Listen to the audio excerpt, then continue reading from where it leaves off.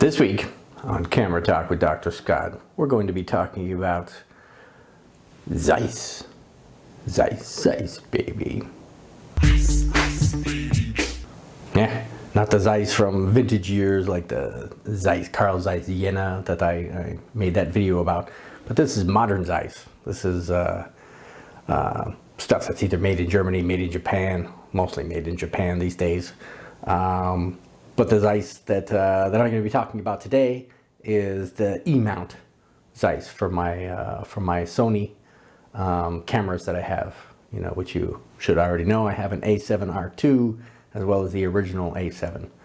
I have three different lenses, a 35, a 55, and this bad baby here, the Batis 85.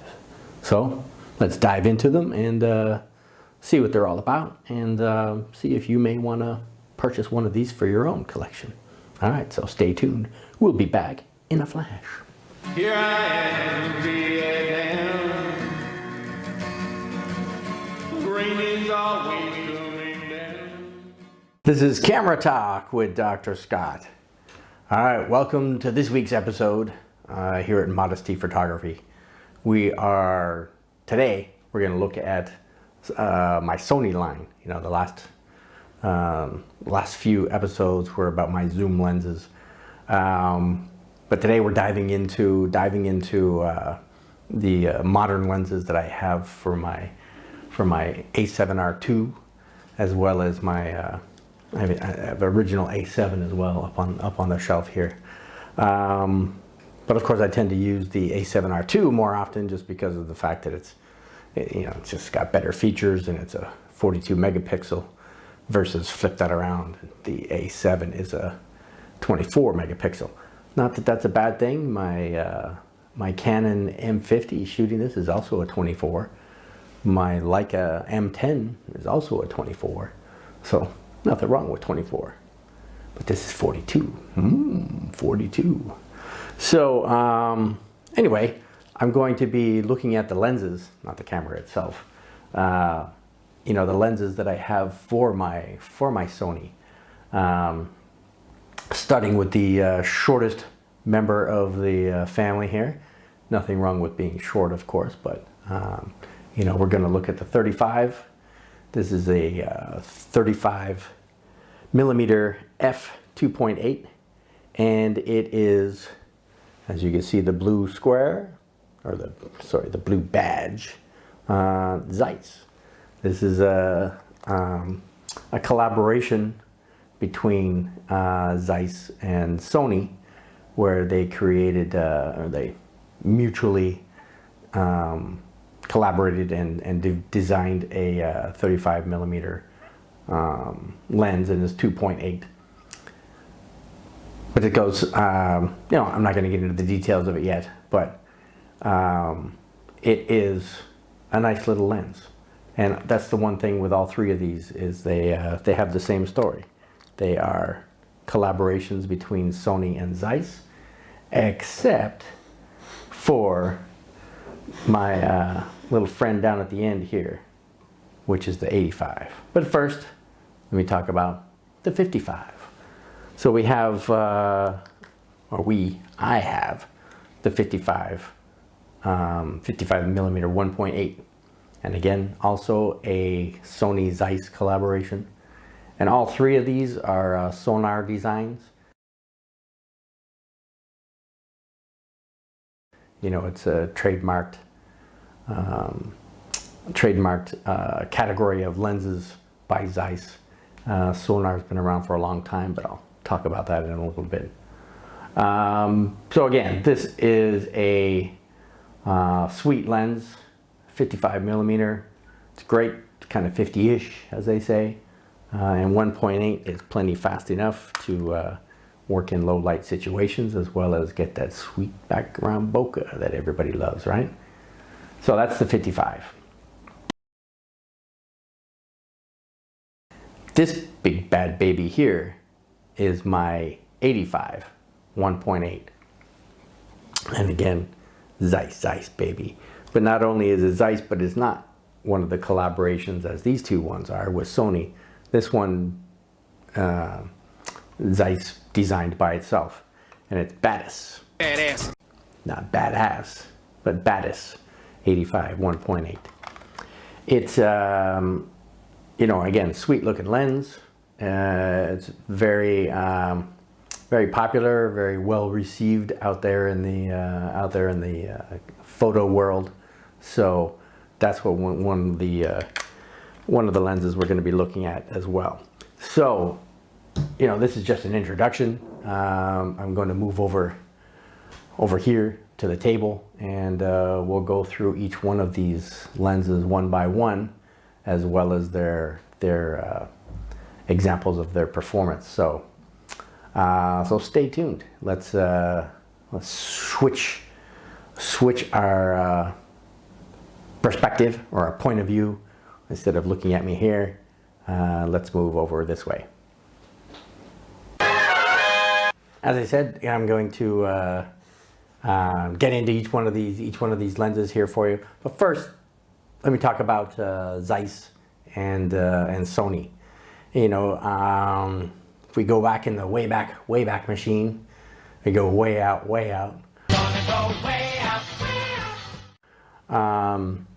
Back to the mid 1990s, Sony and Zeiss had some conversations. Sony, obviously, if you remember for those who are old enough, of course, from the 1970s, 1980s, Sony was in electronics, making televisions, making what do they call those? The Sony Walkman.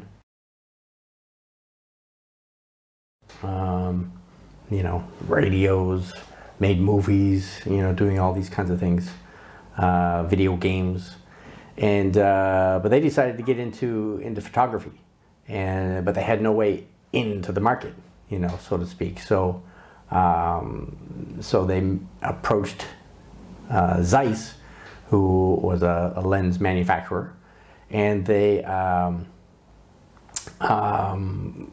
Zeiss themselves were looking at a way to get into the mass market, because a lot of people really didn't know the name Zeiss, and it wasn't one of those household names unless you were into photography. So Zeiss said, hey, maybe we could tap into Sony's massive market that already, they have a loyal following and whatnot. So the two of them collaborated, and they decided, all right, we'll do a partnership, and we'll come up with something that'll benefit both. And as you know, Sony entered the scene with their digital cameras, mirrorless cameras, and so Zeiss said, well, let's design some lenses to go with those cameras, and we'll both have a win-win for each. So anyway, from the mid 1990s all the way through today, they've collectively together sold roughly 200 million individual items, whether they're lenses or cameras or both, together. So that's a lot. 200 million different products, not different, but 200 million individual products sold. So anyway, they through their collaborations obviously came up with some cool glass. But Zeiss, Zeiss, as I said in the intro, designed their own lenses like the Batis line, but they collaborated with Sony in designing some other ones in their, they call the FE line. And there's also the ZA. So anyways, that's what Zeiss was doing, but they also helped Sony design their tests for when they were building these in their factory. How could they go about testing them effectively? And Zeiss, again, who's been doing this for over 100 years, said, "Hey, we're pretty good at that, so let's us help you design that." So, and of course, Zeiss, besides helping Sony, they also venture off into partnerships with Canon and Nike and Fuji and whatnot. But with Sony, it was the Batis line, which is my 85, the Luxia, and the Tuit, which they also kind of crossed the barrier and designed with Fuji as well, or designed for Fuji as well. So, but anyway, this one and the Luxia are 100% Zeiss designed versus the rest, which are collaborated. And but they're all made. These ones are made in Sony E-mount. So so anyway, so that's the background. So let's talk about the individual. Let's start with my my little guy on the end here. Isn't this thing cute? You know, it's a 35 millimeter f2.8. This front is actually the lens hood. It's a you know, bayonet slide on. So this is what it looks like without the hood. And the writing, you know, the print on the inside here is Sonar FE for the mount, 2.8, 35 millimeter, and the ZA. And it has the red T with the asterisk, which is a designator of Zeiss's proprietary multi-coating on the lens itself. And it's a 49 millimeter thread, inner thread, and of course then it has the Zeiss there, as well as it has a Zeiss badge on the side here. But as I said, this very short lens hood doesn't exactly, you know, stop a lot of sunlight coming in, but it does help. And again, you know, like most hoods, they're great for, you know, protecting the front element and whatnot. So a little bit of specs about this here is it came out in 2014. Actually, all of these are just within a year of each other. So 2014 is when this lens was introduced. It has 7 elements in 5 groups, 3 aspherical lenses out of the 7. 3 of them are aspherical, and as for of course aspherical lenses correct various optical aberrations and astigmatisms in the lenses that you know, older lenses suffered from quite often, because of course light coming in, when you have a curved lens, the light comes through at different angles and everything, and you know, I'm not going to go into the physics of that here, but they mess things up. So anyway, there's 3 aspherical lenses in here to help correct these aberrations, and you know, makes for a good rendition, good image quality. So there's seven aperture blades. So even as a 35, the bokeh's not bad for a 35, and the aperture range starts at 2.8, goes all the way to f22. Same with these guys. Well, going to f22 is the same, different starting aperture, but 2.8 to f22. It's close focus. Distance is 35 centimeters, which is you know, 1.15 feet for those in the empirical system. Its weight is 119 grams or 4.2 ounces. It's very light. You know, you could pop this in your pocket and you would probably even forget that you had it there. So that's the 35. And as usual, I'll give you a quickie rendition shot of my Canon M50, which is filming this, and I use the M50 to make videos because it's good quality for the bang for the buck, so to speak. All right, so let me get it. The autofocus works great on this as well. So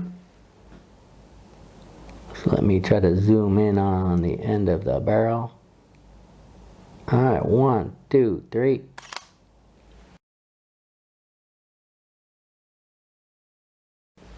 All right, so that is the 35.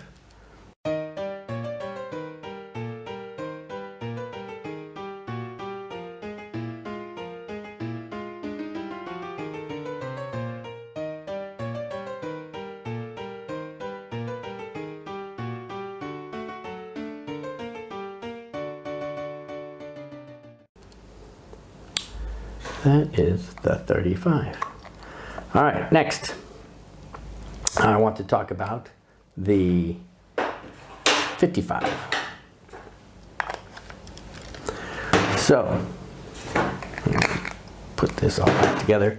Now, my 55 here comes with a lens hood. It's a pebbled lens hood. Now, the 55 is also very sought after. It's a great lens. You know, there's been lots of comparisons between Sony's 50 and you know, the straight up 50 for Sony and the Sony Zeiss 55. And a lot of people say, oh, there's no comparison at all on this, no reason for this to be so expensive. But technically it does come out on top. It is what it is. Again, it's a Zeiss, so you have to expect that it's going to have just that touch better image quality than the straight up Sony product. All right, so the 55, this is a 1.8. So its official name, it actually says Carl Zeiss versus this one that just said Zeiss. So this one says Carl Zeiss on the label. Again, it's a sonar design. The FE again, 1.8 55 with the ZA, with the red T asterisk for the proprietary multi-coating. And it's again a 49 millimeter for ND filters and polarizers and so forth and so on like that. Again, 2014, came out the same time as the 35. It shares a lot of things with the 35 actually when it comes to numbers. 7 elements again in 5 groups, 3 aspherical lenses again. So again, similar. Got a couple more aperture blades though. We've got 9 in here versus the 7 from the 35.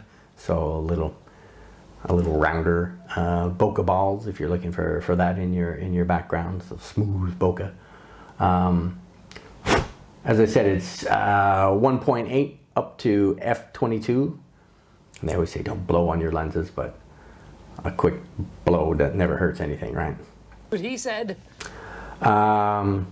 Its close focus distance is 50 centimeters, or which equates to 1.5 feet in that regard. It's a little heavier than this one, so it's 281 grams, which equates to 9.9 ounces, so almost 10 ounces on that. So let me get you a picture of that, a picture of the M50 using my 55 here. And again, they'll accompany, you know, some other photos accompany pictures of my son Dylan, as well as a little water fountain out in the back of my building here.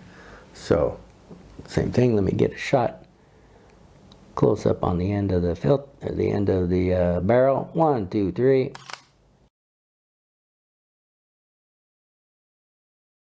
All right.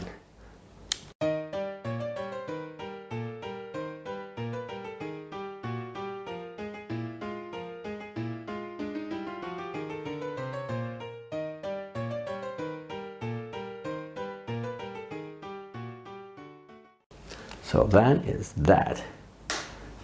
Let me put this stuff back together. The lens hood, of course, is plastic. The rest of this is metal. Hear the difference?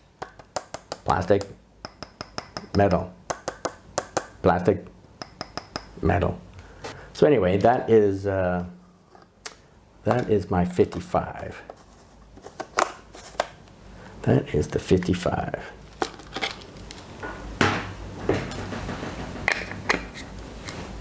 Put this back together here. And all right, so next up we have my Batis. This is the, again,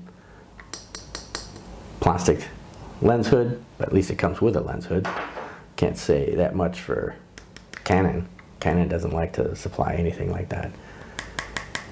Again, great build quality. Very smooth focus ring, which is rubberized. A lot of people complain about that, saying it gets dirty. Mine is not dirty, you know. And I bought this used. All of these I buy used. Remember, this is modesty photography, all about saving you money. So I recommend buying used stuff as long as it's in good condition. Why not, right? You know, this was what, $700? You know, you buy this brand new, you go over $1,000 for an 85 Batis 1.8. So you know, $700 used. I could shoot that all day long and not complain. I could use that money for other things. So anyway, so this is the 85. This is the kind of the cream of the crop, you know, from these three, especially for portraiture and whatnot, which I like shooting people. You know what that means, right? Not shooting people, but shooting photograph of people. Sonar, 1.8, 85, just says Zeiss on here. And this is a 67 millimeter filter thread, and it's still got the red T with the asterisk for the multi-coating. But you notice something missing on here. There's no FE. And there's no ZA. Anyway, so that is the construction of this. It also has a depth of field window here, and I'll show you that when I plug it in. You know, so that's the story of this. This was introduced a year after these guys, so this is 2015. So it's a younger brother of these two guys here. It's 11 elements in 8 groups, and there's 3 instead of aspherical lenses. There's 3 low dispersion lenses in here, and what low dispersion lenses do is reduce the amount of chromatic aberration that goes on.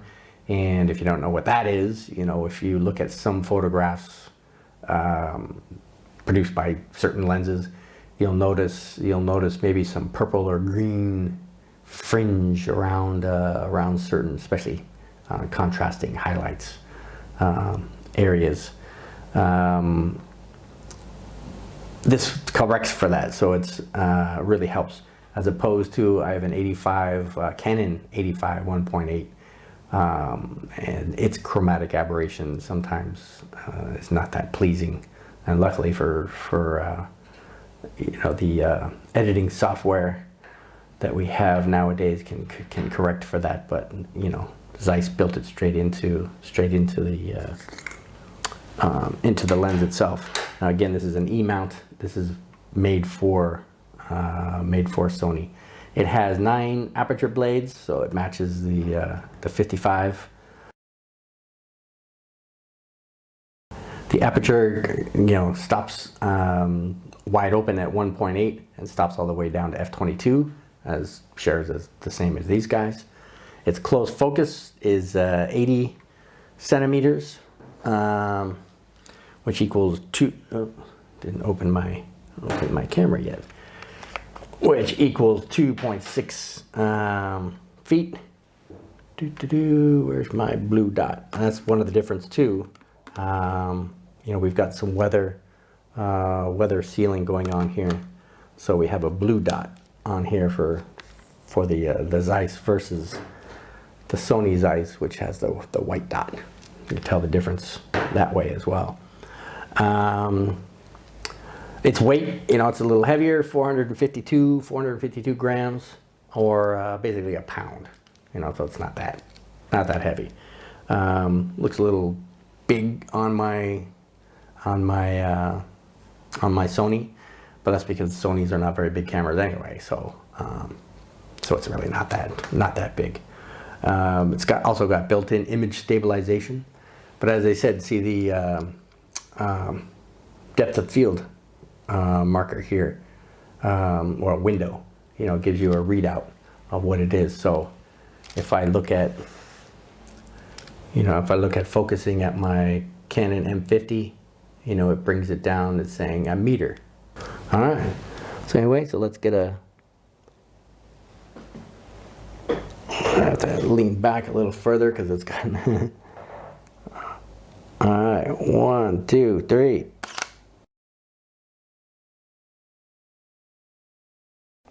All right, so its close focus is not the same as these guys. So, you know, 80 centimeters, it's pretty much a meter from here to here. Anyway, so that is my Zeiss 85 millimeter.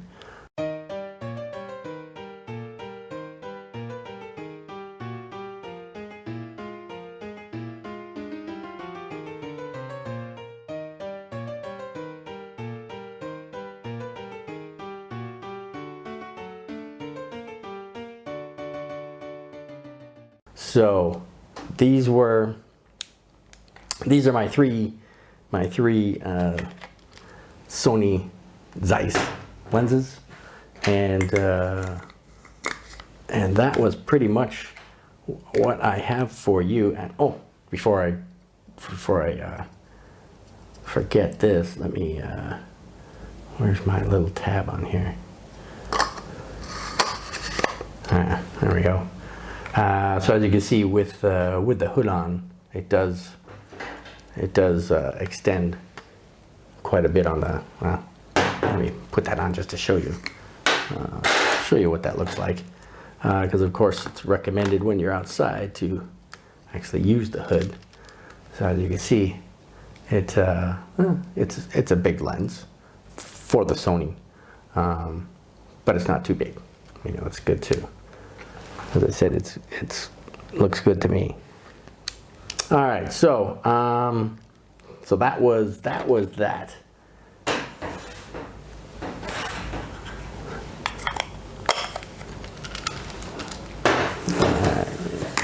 Put everything back here.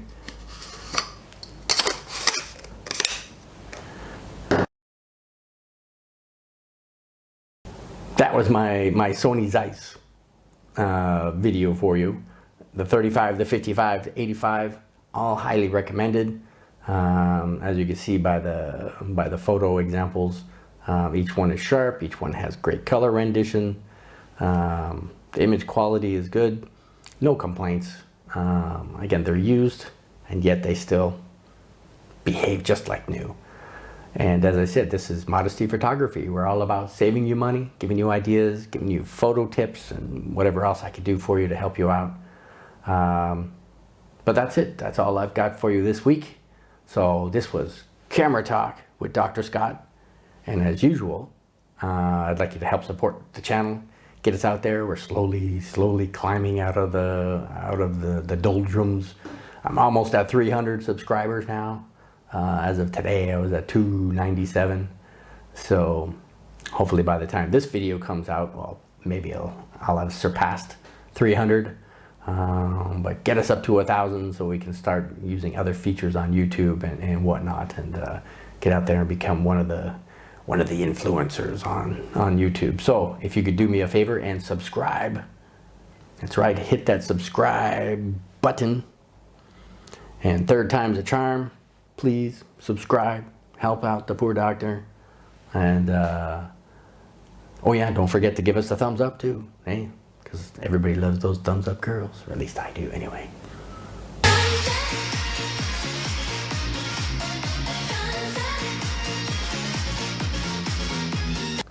All right, last thing I want to talk about, getting a little plug for my editing software.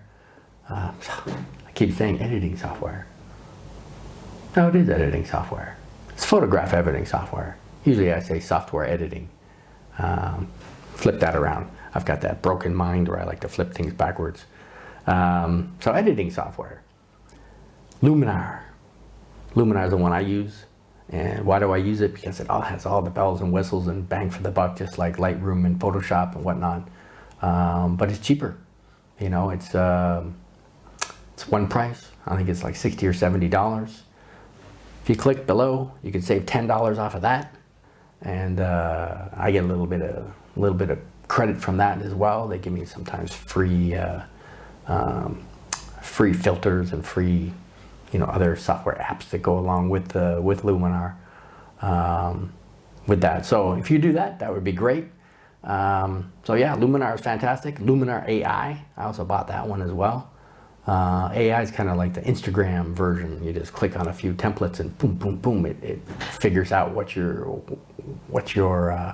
photos are going to turn out best as, using the filter that they have built in. And they're yours for life. Once you buy these things, they're yours. There is no monthly fee or yearly fee or anything else. You know, they upgrade every once in a while, fix some bugs, add some new software or cameras, files in there, and so forth and so on. But anyway, they're yours, and so I'd highly recommend that one. Anyway, that's it for Camera Talk, and you know, I want you to stay safe out there. Remember, we're living in a world of COVID, so get your shots. I'm living in Vietnam here, so I think we're kind of second to last on the list or something. Who knows? I've heard rumors that they've got the one, what's it, AstraZeneca from the UK on their list of COVID stuff showing up here, but the nurses and doctors are getting all their shots first, and the old people, and so on and so forth. Wait a second, I'm an old guy. Ooh, maybe I'm part of that list. But anyway, so we'll see you again. Thanks for dropping by. Don't touch your face, wash your hands, wear your mask, do all that stuff that the good doctor tells you, and we'll see you in next week's episode. All right? So have a great week. Have a great weekend. Thanks for dropping by. Thank you for subscribing and supporting my channel and giving me a thumbs up. And we'll see you next week. Bye-bye. Here I am in Vietnam.